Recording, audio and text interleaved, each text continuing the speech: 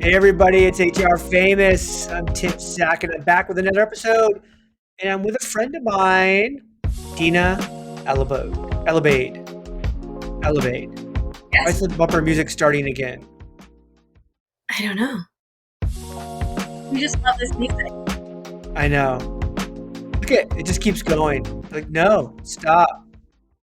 This is when you know and then I clicked it again. It's gonna start again. Wait, watch. Yes. Yes. Get out of here. All right. I just totally got rid of it. Okay. Hi. Um, that's weird. Dinah Hi, Tim. Alobeid. Yeah, that's me. Alobeid. Do you wear aloe? Like the clothing line? Do you feel like I a connection? do. You know, it's really funny. I do wear it, and I didn't really make the connection, and I've been wearing it for years. And my mother Nice saw stuff. it's great stuff. It's Yeah. comfortable, good quality, lasts a long time, stylish, Yeah. easy to move in. My mom saw a sweater I was wearing, and it said aloe, and she said, "Did you have that special made?" And I said, Yeah. "No." It's a brand, but it is, I guess, is my brand. Can be our It is. It's a um, great, good yeah, brand. love it. Talking about brands. Dinah, you're a comms leader, PR. I think people kind of put all those together. They're not really together, but kind of. I mean, but comms, PR, a little bit of marketing. Currently with Visier, just moved from Greenhouse. Yes. Both of those very highly ranked on my top 100 list. Ding. Check out the list. Link in bio. Check out the list. So how's it been? How's it been over at the Visier new gig? What do you have to share? Give us some Loving insight. Loving Visier, loving working for a Canadian company. I had the opportunity to visit Vancouver for the first time ever last week, which was Heard it's beautiful. beautiful, incredible city that melts together every landscape you can imagine in one place. And it's quiet and clean, and people are cosmopolitan but grounded and down to earth. But you've got harbor and ocean and mountains and city, and it's got Yeah. everything. It's got beach, it's got parks. It's really an Super expensive. yes. That came up as well. The American dollar is doing very well though, so your American dollar does go pretty far, which is nice. Yeah, I always love to tease my Canadian friends when they'll say something and I'm like, is that like 13 cents Canadian? Like I don't understand. Like what's the The conversion is interesting. The US dollar is like 30% more Yeah. in Canada, but the real estate there, what I've been hearing is it is like It's like exorbitant, New York real estate. Yeah. which is wild to me. But loving Visier and have known Visier for so long because they are a greenhouse customer. And I had been at Greenhouse for almost 8 years, loving my life there. I mean, I didn't know I would end up in HR tech, yet here I am because I started, It's hard to get out once you're in. I don't think I'm ever getting out at this point. But you were talking about PR and comms. And I think Yeah. public relations and media relations is one channel to execute communications. Communications is so much further reaching as a business imperative because the way you communicate with the world through those different channels, the way you communicate internally to your people, the level of transparency, there's a lot there that people don't think about. And if you're at an organization that does comms well, you can easily take it for granted. If you're at an organization that is not communicating well, you know it. Yeah. But yeah, so I'm excited to be growing my career still in the HR technology space because the people who are working in this industry are incredibly intelligent and emotionally tuned in to everything going on in the world on a macro and a micro level. And yeah, friends, my Yeah. HR famous friends. I mean, it's fun work to do, and it's really important work because HR technology, the benefits that the tools actually provide impact everyone everyday life in the workspace, and we spend so many hours working that to me that I draw a lot of meaning from that. And so we've been friends for a long time. We have like a little private chat group that we're in, the D-listers. Shout Not out to the private D-list. anymore. Well, no, it's still private. Yeah, you I'm not. No one else can join. can't get in. We're not telling who else is in it. Shout out to no. So There's a they TikToker. There's did. a TikToker that used to be a former enterprise salesperson, and he always he does these things, and he'll say like this evil.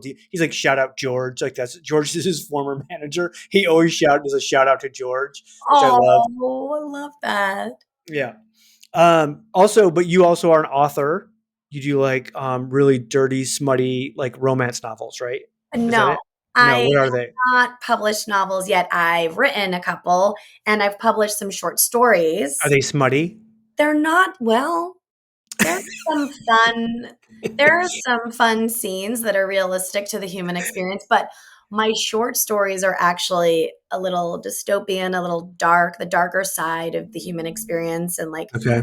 our relationships with ourselves and with other people and whether they're gratifying or not and the boundaries we set or don't and how we show up for ourselves. So yeah, that's those are the themes I explore Yeah. in short stories and also a ton of food writing. I love writing Nice. about food. And Have you gotten any free meals out of writing about food? I did a long time ago when I was doing food reviews for Blast online magazine in Boston right out of college. Yes. That Shout out to was Blast. a long time ago. But yeah, I got a couple of free meals and that was really fun. I guess that's where I started writing about food. I haven't thought about that in a long time, but That's yeah. awesome. You should. I'm, That's another podcast idea. oh my God, Even though there's a lot of food podcasts, but you could do a different take. Can we talk about the new podcast? sure. I mean, I'm still recording season 1, but it is Yeah. moving and shaking. I'd love to talk about it. Let me hear. What's the title?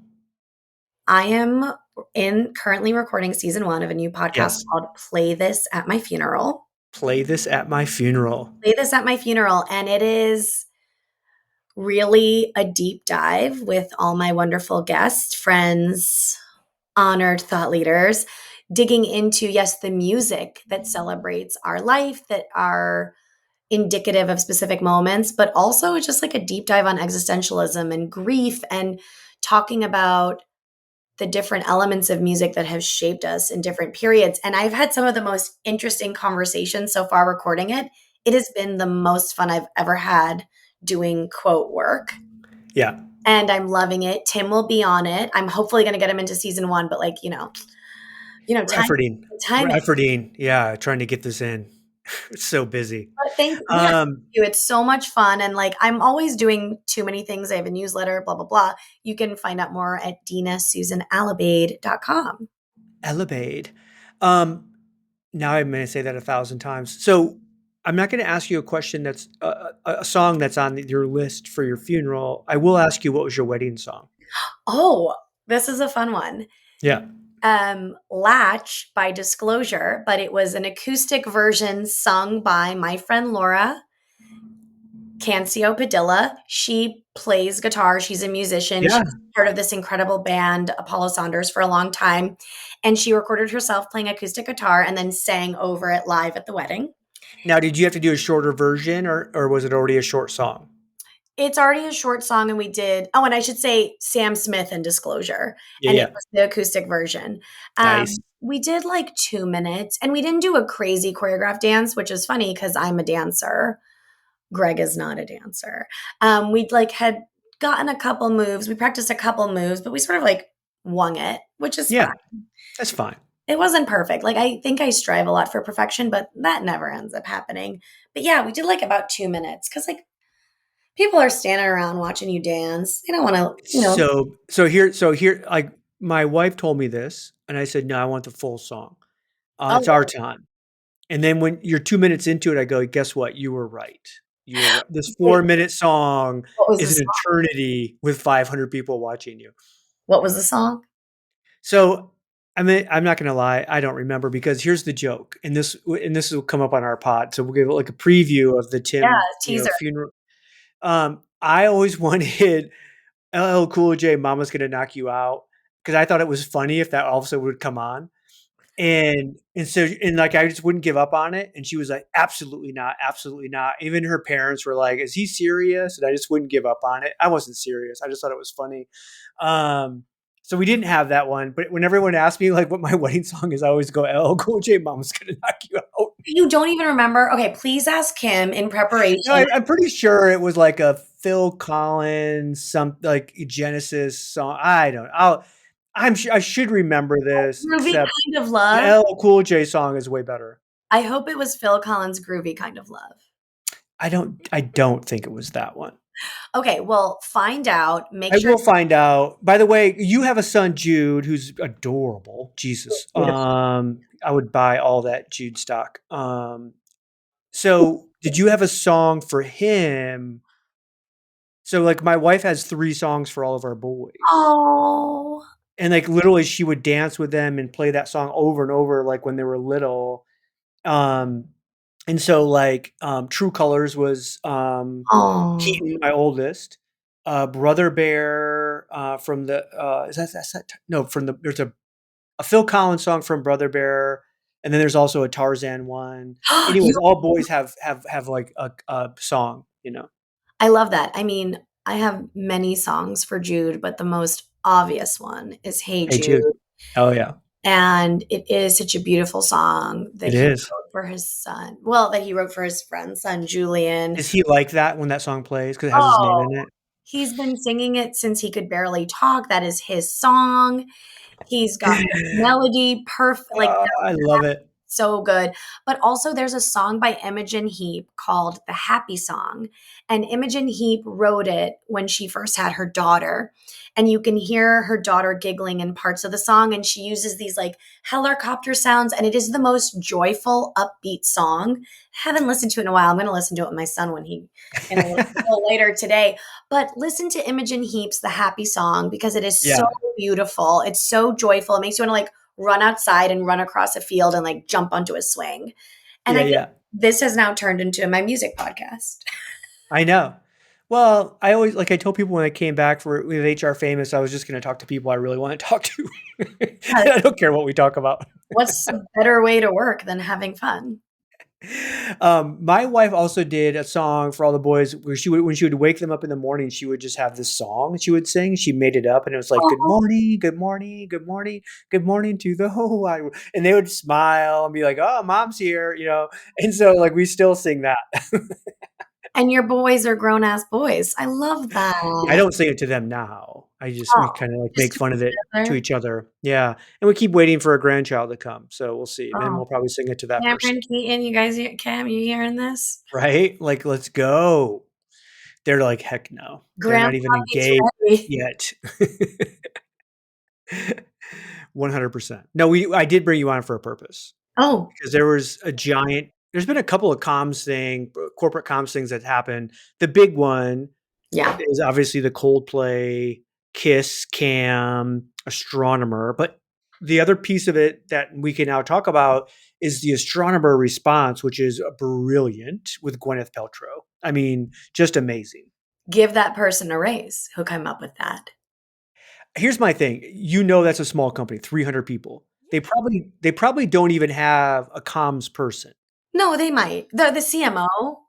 Yeah, but it's probably but even then I'm assuming again this is I want the inside of this because I'm assuming one of these disaster recovery PR firms got to them and pitched this and said we can get Gwyneth right for a 60-second one-time deal, 250 grand. know, What? a A, cameo. a cameo, a cameo. That would have been funnier if it was a cameo. I know. And for those who haven't seen it, just go out and search Astronomer Gwyneth Paltrow commercial. She actually sets up like she's gonna like they're gonna answer the real questions. In fact, the first one is OMG, what the F? And then she immediately goes into like an astronomer commercial about what they do. It's just the whole thing is so brilliant. I can't even tell you. And the messaging, whoever worked on that messaging, the product marketers, the product leaders, whoever it was who worked on that messaging, because we know how that sausage gets made, Yes. they made it super crystal clear of what they do. And then they taught it to Gwyneth and she delivered it. Yeah. And Well, and connect the dots to why they use Gwyneth. yeah, I Because mean, she was married to the Coldplay lead I singer. know. And it was an inspired moment. I mean, the So whole thing good. feels so manufactured That's because what makes it so brilliant is because you know it's not. Like the response though is the most brilliant response. I'm a little bit of a conspiracy theorist because I'm like, was this all just to like improve astronomers' valuation? Like, I don't know. Yeah, but you ruin two people forever. I don't know if they would do that. Now, again, I'm not saying a corporation wouldn't do that, but it was the CEO and the CHRO, Oh and no, like I don't know if you ruin two careers over that. it is such a case study in not only communications, but business dynamics and also the way information works in the world. Because I think a lot of times people are on social media and they think that they have a degree of anonymity. Yeah, Let's say you have a private, I'm sure these two people have private Instagram accounts. And the fact is that the world we live in now is a panopticon that is always watching. yeah. And 6 degrees of I would love if like LinkedIn released their in mail messaging, and that's where they were communicating. that's a data protection issue.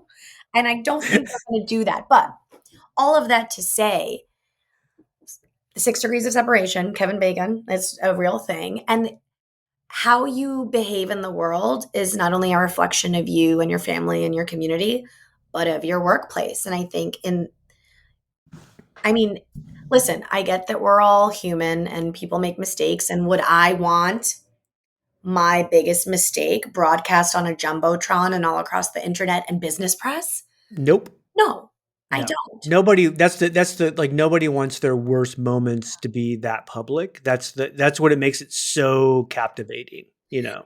Yes, it's because there is this visceral reaction to seeing it because it feels comedic and it feels choreographed, but you can't choreograph that Yeah. natural reaction. And then the way the internet sleuths found them, made up all these theories, and then Astronomer had to come up with a commentary. Yeah. And I think that one piece of it that they're not talking about is the CEO's wife's response, which is another masterclass in communication because So good. she was transparent. However, she was completely professional and Yeah. elevated. And Cold. I mean, just like literally like because she like 'cause obviously she wanted her privacy and that was yeah, very she deserved clear it. and it deserves it. And like every piece of that though was again so well written, you It know. was so well written, but the fact that it was authentic and transparent without being salacious, without Yeah. these like details, everyone wants Mhm. details, It but was like super powerful, it was very very empowering. powerful. And I Yeah. think that's a lesson for comms leaders and businesses, which is be more honest, but also if there is an opportunity to be, I don't want to say snarky, but to be in on the joke, take that opportunity because I think that customers, employees, what we want from communications and information is to feel seen, heard, and understood. And I think that a lot of businesses tend to keep their audiences at arm's length. Like, no, we know it all. Here is our jargon. Here's what we think you should know. And it's like, speak to me like I'm a person Mhm. and just be willing to connect in an authentic way. And I think that's what she did. Even though it was distanced from it, she connected with the world with Yeah. that letter. And it was amazing. It's amazing to like sit here with my popcorn because Yep. as a comms pro, like, I mean, I was obsessed with this. I could not consume enough content about this because it unlocked creativity for people also. Oh, everywhere. And it still does. Like I just saw like it was, last night they had some Hollywood actor and his wife at like a baseball game that went through and did the whole thing. And his like how his response of melting out of the chair. Again, like the funniest part of all of this is the CEO literally diving to the ground. Like it's like the worst. Like, what do you think you're gonna hide from now? Like you were on the Jumbotron. It was crazy. Yeah, that was wild. I will say, I mean, whenever these I'll call it a brand moment, whenever these brand moments happen, because I mean, whether they like it or not, even though it's highly personal, should have been private, it is a Yep. brand moment because of their positions in the company. Whenever these happen, I feel like one, yes, it brings the internet together, but two, it makes us all evaluate what we're doing and to Yeah, maybe be a little bit more purposeful in how we communicate, how we behave, how what we're doing, like, yes, be true to you, but how is your behavior impacting other people? for And sure. it's a moment to think and take stock of what you're doing and saying, Yeah. I work want and to otherwise. I want to get your reaction. I posted about this right away because it's like, again, it's one of the it's probably the biggest real HR issue that's public like this in a long, long time. Mhm. I mean, where you're like, this is a real issue for this company where you have a CEO and the CHRO. Usually, if the CEO was caught doing something wrong, the CHRO would have to get in with legal and they would fire the person, blah, blah, blah. But all of a sudden, the CHRO is involved. So I posted about it on LinkedIn, literally is like, I mean, probably 3 hours after this was going public, right? So it was early and it went viral. Like, I thought it probably would.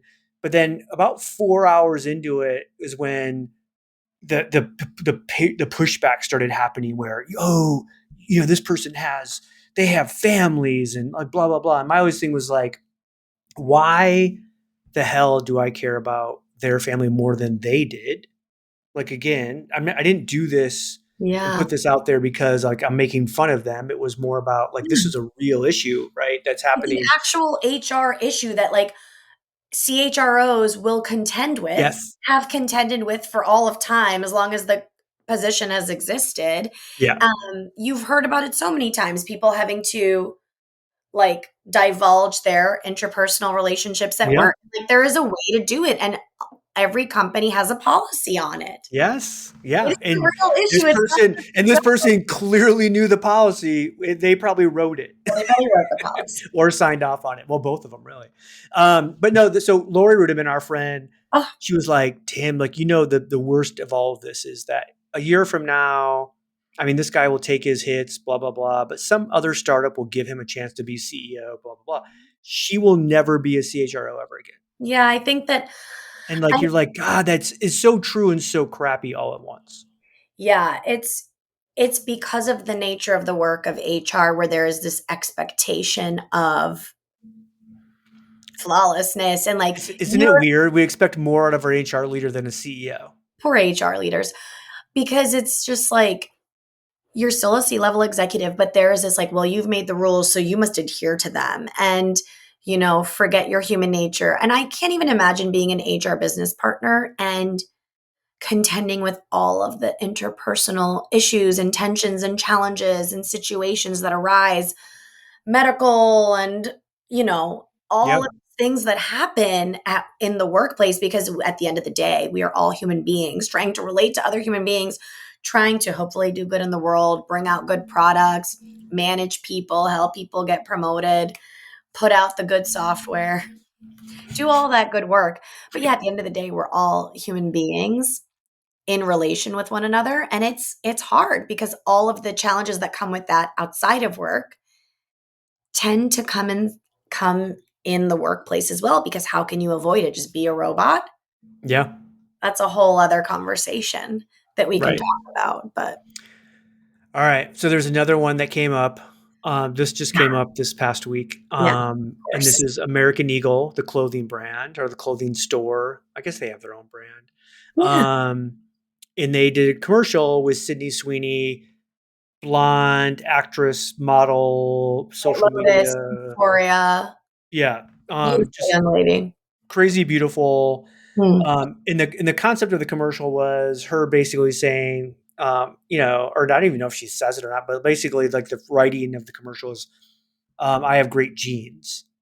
A play on words with her genetics versus the jeans she's wearing from It's a American huge Eagle.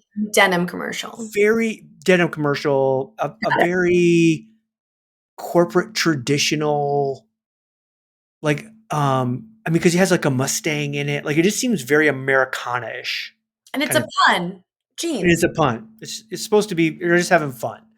I mean, everyone's in on the joke. Oh, there's this beautiful blonde in a pair of jeans that says, "I have great jeans." You're like, okay, got it. Haha. The internet has again come undone. That this is Nazi propaganda because it's a blue-eyed blonde, blah blah blah. It's fascism at its worst, blah blah. And I'm Oh, just like, oh, just oh, it's so fun. hard for a brand to win today. You will offend someone by existing, by merely existing. I think that's so funny. Like genes, I think deoxyribonucleic acid, DNA. That's where my head goes, which is like fun fact. Jeff Goldblum was in a movie. I'm forgetting the name of it. It's like this weird movie about Fly. no, Oh, about how DNA was discovered by Francis Crick and the other doctor. I'm a nerd. I'm a big nerd. I'm gonna find the name of it. And that's how I like know deoxyribonucleic acid. yeah. And anyway, side note, great movie. I'm gonna find out the name of it, but it's about how DNA was discovered. Nice. There we go. Genes. But Back to yeah, genes. To me, I would not have gone there having seen this ad. I would not have gone you to wouldn't have gone to that this is bad. It was I just like, it's silly, it's take fun, it but the lighthearted. thing is, maybe I'm a bit Pollyanna-ish, but I'm like, it's a pun. Jeans and jeans. She's beautiful. Everyone talks about how beautiful she is. Yeah. I don't think of it as sort of any type of propaganda or promoting a specific race. I just I don't see it. I don't see it, and I think that's the thing about the internet. If you put or that's the thing about any creative effort.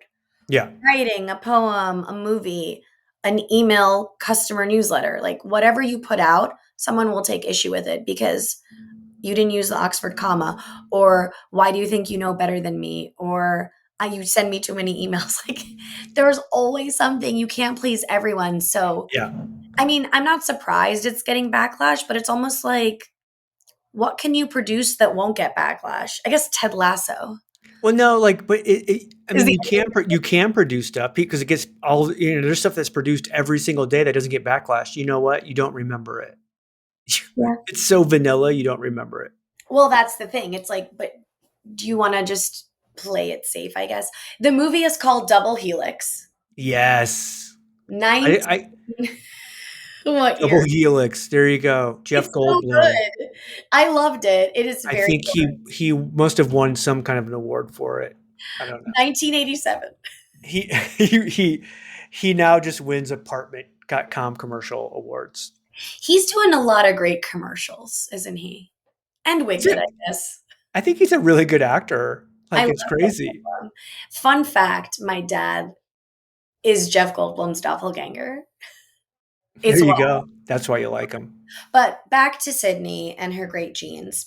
See, when you said that to me, I'm like, oh, she's got great genes. She's beautiful. When I think of good genes, I'm thinking plump skin, beautiful hair. You are a morning person. You have a lot of energy. You are athletic. Like, I don't know. I don't make it. It's a vibe. Yeah. I mean, yeah. And I think it's a cute pun, especially for American Eagle, because Levi's, Because they're selling jeans. yeah, Yeah. Levi's forever, cornered the market on jeans. And there's some other brands that are doing great stuff with jeans. But this is a cute way to break through the noise of the internet. And I think from a branding perspective, it's really clever.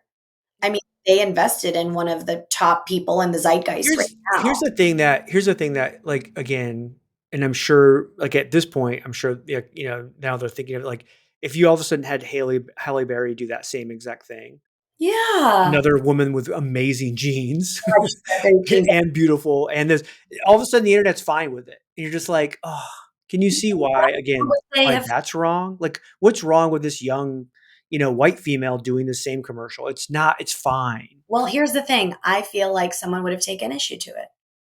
Of like, if it was Halle Berry, I feel like someone would take some kind of issue. Like she did some movie that offended somebody.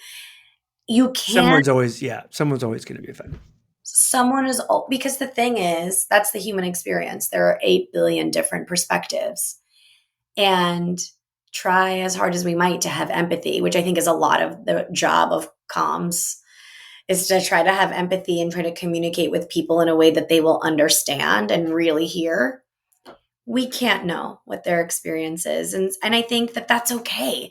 That's okay. It's like, yeah, everyone's offended or some people are offended, but I think the brand probably is like, well, more coverage for us, more media coverage, more people talking about it, more eyes on the ad, more ROI for that ad, more people talking about. I mean, I think like someone was posting the Astronomer like SEO searches. Oh yeah, through the roof. You can't buy that kind of visibility. And No. and the thing is, someone who is actually in the market to buy them may have not heard of them, but Oh, now they for know sure. of them. Yeah, yeah.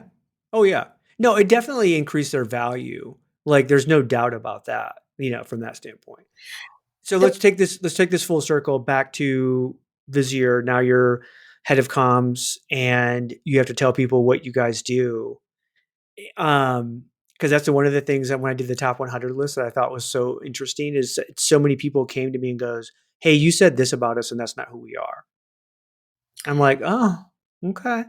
Again, read the end notes. Not my problem, your problem. It's I mean, your list is your list, and you say that very clearly, like, "This is my list, this is why I love them," and what I like the most about your list is how succinctly you describe everyone, so if someone feels like they didn't like, you didn't nail them or you didn't get their mission, they need to think about how their tagline, their positioning statement is coming across Yeah, because it should be clear and easy to understand. And listen, it's HR technology. And like with Visier, it's people analytics and like workforce data. And it is complicated and it's amazing and it's cool to be able yeah, to see that type of data and then have like V, which is like the AI insights come through. And there's a V for Microsoft Copilot integration, which is incredibly cool. That came out earlier this year, which is like you can ask in your Word document, let me see the ratio of people who have joined versus people who have voluntarily left in the last 3 years. And that data populates and it shows it to you and it gives you a visual graph, a yeah. visualization. And it's being able to like again, so like I mean, from a Visier standpoint, it's being able to take all of these disparate data, putting it together, giving you these insights where you might have a data analytics piece in your HCM or in your ATS or in whatever, but you don't have it all together. It's the integration because, and we were talking about this earlier, which was everyone's talking about all in one. I want like one piece of technology for everything I could possibly need. And like Yes. that's not realistic. But if they all talk to each other and if you can use technology to your benefit and visualize the data and like quickly consume it and take it in and be able to make a decision based off that and adjust because the rate of information exchange is crazy right now. I mean, this is the coolest world we're living in, right? Yeah. Because of AI and data insights at our fingertips. To be able to do that, like that's when you're powering your people to make better business decisions. And it's so yeah, I mean like it's a comms thing of well, how succinctly can you describe your tech? But I Yeah. really enjoyed your list because I feel like you said what you said and I think a lot of brands suffer from not being able to quickly and easily say what they do, even if it's not perfect, but to make Yeah. someone truly understand the benefits. That's the key to great comms. Well, and as an HR leader, TA leader, I've always felt like the C-suite always was such a visual group, and we struggled. We would come in with spreadsheets and that's the one thing I think the power of a Visier is to be able to come in and really show a real graphical kind of set to say, hey, here's what this looks like and here's what this is. It's such a more impactful, and that's the strength of it. And again, a lot of our HCMs or even our ATSs or and all the pieces in between learning systems just don't do a great job with that, especially if you have to try to bring things together. It's not going to do that. So Yeah, it's tricky. I mean, shout out to the new job. shout out to Visier. And I can't wait for more people to know about the technology and what it's capable of doing and how our amazing customers, which are like massive enterprise organizations, are Yeah. using it and putting it into action. Because it's like one thing to be like, I'm going to use this amazing tool, but to put it into practice and to see how you can increase the rate of response or make adjustments or like support your leaders in Yeah. making workforce planning decisions and like doing your succession planning. I mean, these are the problems that keep CEOs up at night. Here's my coaching tip for you. We're gonna do a live coaching session. I'm not a life coach. Um, I want to hear that from your customer, how they're using very succinctly one piece of something, right? Like, hey, we did this thing, we put these two things together, and this is, and then here's how. Like everyone calls it a use case, and then you'll have people going wah, wah, wah, wah, on some video, and you're just like, no, this is terrible. I want to be able to like really dig in to that leader that said, hey, we Yeah. didn't know this before, and then we did this thing, and we turned this on, and this is what it's changed, and how it's changed our process or changed our life or whatever. There's just not enough of that, especially with the AI stuff, right? In general, We're not seeing that. I know you're saying coaching lesson for me, but it's like a coaching lesson for everyone. Oh no, for sure, yeah, for everybody. But Yeah. specifically, yeah, I would love to see that from you guys too. Like you said, I think every vendor out there, especially the ones that were on my list, like they all have these amazing like clients using their stuff, like a really doing really cool stuff, but no one is sharing that. You're just like, and but they think they are, which is that's the weird part to me. Is they think they are sharing it and they're not.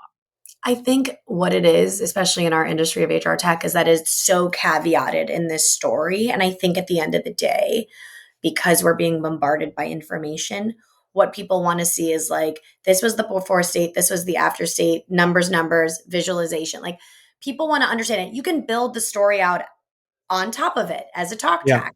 But I think that there is a fear of just showing the answer to the question that people want to like caveat it in such a big way. And I get it. I'm a storyteller. I yeah, love brand storytelling and I think it's super important. But I think that in many forums at an event, when you're sharing use cases on your website, like tell us what it is yeah, really simply. And if you're yeah. doing a video, yeah, like sometimes it can be drawn out. So I mean, I love that advice of like put the use case into real terms. Tell me what it actually is. Just tell me, yeah, because like if I had that same CHRO sitting at dinner with 10 other CHROs and they share this, like, hey, we did this thing, they're going to captivate the table. And these people are going to want to ask that person, that CHRO, 100 questions about it. And like to me, that's where the power's missed because when I see a use case, white paper, or little video, and it's so produced, it's not getting me to ask anything. It's not getting me to be captivated by it because it doesn't seem real. I don't know. Anyways, The LinkedIn thing now, right? Like people don't want produced brand videos. People want off the cuff conversations like you and I are having right now. Like none of yeah, this is scripted. None of this is planned. It is just us in our respective offices talking and it's not like this is my key message and this is your key message. It's like let's grapple with this thing and like what do we really mean and what's our real perspective on it. People want that if they're going to become a customer or a user of your technology. I think that is the best way to get through. It's like have someone who is doing it say it. Don't script them. Don't have the overhead lighting, she says as she looks at her ring light. right. And just like be a bit more authentic. But Yeah, for so long, we've been moving towards these like very highly produced, sophisticated marketing packages of video and PDFs. And I think we're almost reversing track right now to be like, no, LinkedIn Live, let's just talk about it. Let's do a 60-second like person on the street video at a conference and like hmm, get the vibe, see what's going yeah, on. So yeah. I mean, yeah, less produced, more honest, be Let's do it. more direct. Let's do it. All right. Okay. Tell people how they can find you. You can find me on LinkedIn, Dinah Alobeid, DINAHALOBEID. I'm on Instagram, Dina Susan Alobeid Writes. Not like my Right. rights. So your Instagram is Dina Susan Alobeid writes all of that. Yeah, You she's couldn't super. find a longer title for Instagram. No, I couldn't find a longer one. And I wanted it to be as long as possible because I wanted to It be could have been like Dina Susan Alobeid writes short stories that about will suck. Yeah. dystopian future. It's it's a paragraph. I want nobody to find me. Well, Instagram is like, what are you going to do with me on Instagram? Find me on LinkedIn, find me on my website. I'm pretty And then iconic. check out the new pod. Do you have a like when you're gonna go live? Well, this is fun because you're making me commit and I have big dreams of launching in September. Yes. I'm on track. I'm on track, but look out for it this fall, 2025. Yeah. Wherever Awesome. you get your podcast. I'm sure I Tim's can't going to I post can't wait. I think it's multiple. an amazing idea. And you're creative, so it's awesome. Thank Perfect. you. All It's right. always fun chatting with you. I'll see you soon. Yeah. Yeah. All right, everybody. It's another episode, HR Famous. We'll try harder next time. We are out.